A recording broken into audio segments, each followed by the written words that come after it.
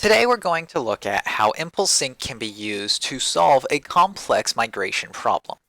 This is one where a very custom source field needs to migrate to a completely different custom destination field.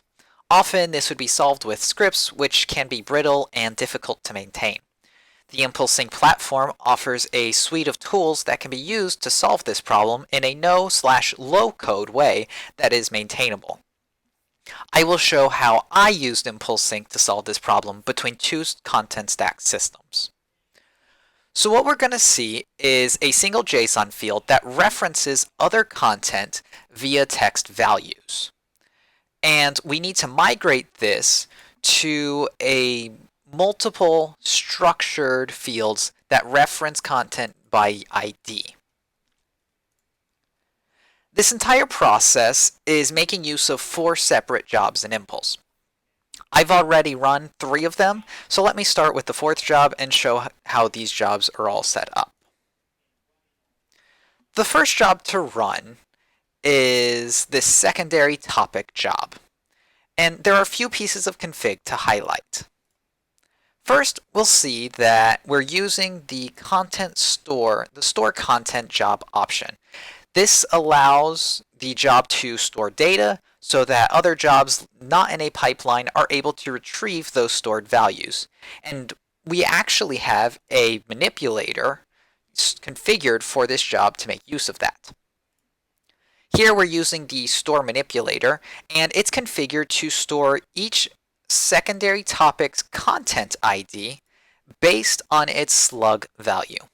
So a later job that has the same slug value can search for the matching content ID. Now, the second job to run is the primary topic job.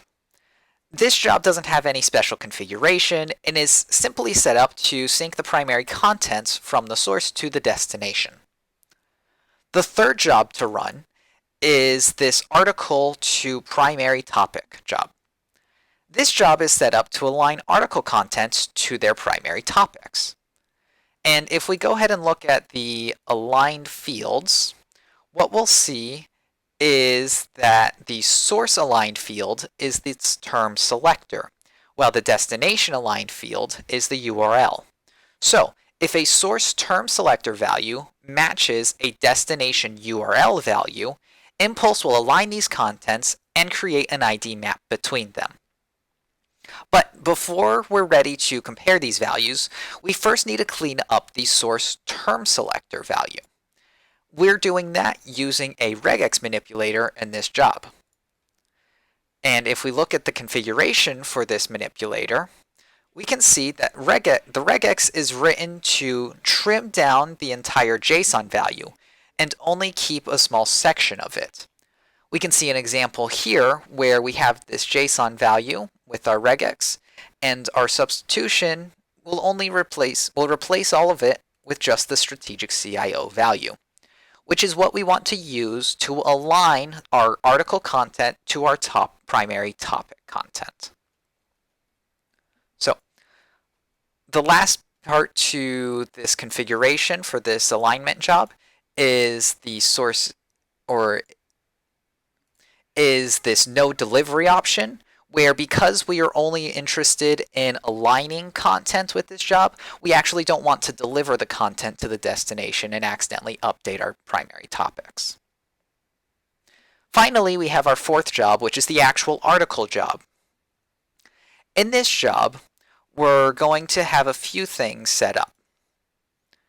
We can see that we are making use of this store content value again, because we're going to use the values previously stored in the first job as part of the value in this with the manipulators for this 4th job. Now we have a few different manipulators set up. First, this add replace manipulator, which is really just set up for this specific content stack scenario to create a new global field. We also have this relationship manipulator, which is used to create the relationship field between the article content and its primary topic. This is why we ran that 3rd job and aligned the articles with the primary topics. This manipulator will use that alignment to create a relationship field between the article and the primary topic it was aligned with. Now, unlike the primary topic, there are many related secondary topics, and we will use the liquid manipulator to create a relationship field for all these references. Looking at the config for this liquid manipulator, we can see a somewhat complicated liquid template being used. Basically, this template is taking the text value for each reference secondary topic from the source JSON field. Each text value is used to look up the content ID using the stored values from the first job and Impulse's ID maps. Then, each content ID is placed in the new relationship field to reference each secondary topic by ID instead of text value. The final piece of config for this job is set in the mapper, where a few content stack specific properties are set for these relationship fields to be able to successfully achieve this use case. Now we can go ahead and look at the article we synced over here at the destination content stack system.